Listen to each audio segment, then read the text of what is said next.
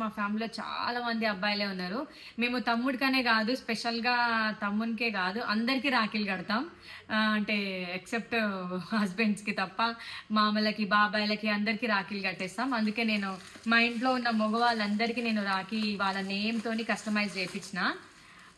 ఇన్ని rakhis different designs అంటే చాలా తక్కువ ప్రైస్‌లోనే.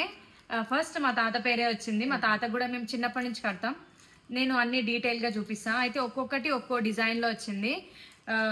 చైన్ లాగా, థ్రెడ్ లాగా అండ్ ఇక్కడ ఇది నేను ఇండియాస్ కస్టమైజ్డ్ అనే ఇన్‌స్టా పేజ్ నుండి తీసుకున్నా. చాలా ఇయర్స్ నుంచి ఎప్పుడు రాఖీ పండగ వచ్చినా సరే వాళ్ళ దగ్గరే నేను కస్టమైజ్ చేపించుకుంటా. ఇంకేమైనా అంటే గిఫ్ట్స్ ఎవరికైనా సర్ప్రైజ్ ఇవ్వాలి అన్నా కానీ వాళ్ళు మంచిగా కస్టమైజ్ చేసిస్తారు.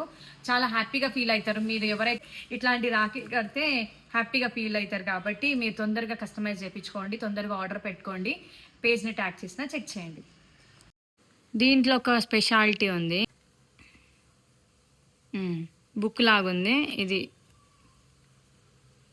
ఇక్కడ ఒక మ్యాటర్ ఉంటుంది ఇట్లా, అంతే. బాగుంది కదా.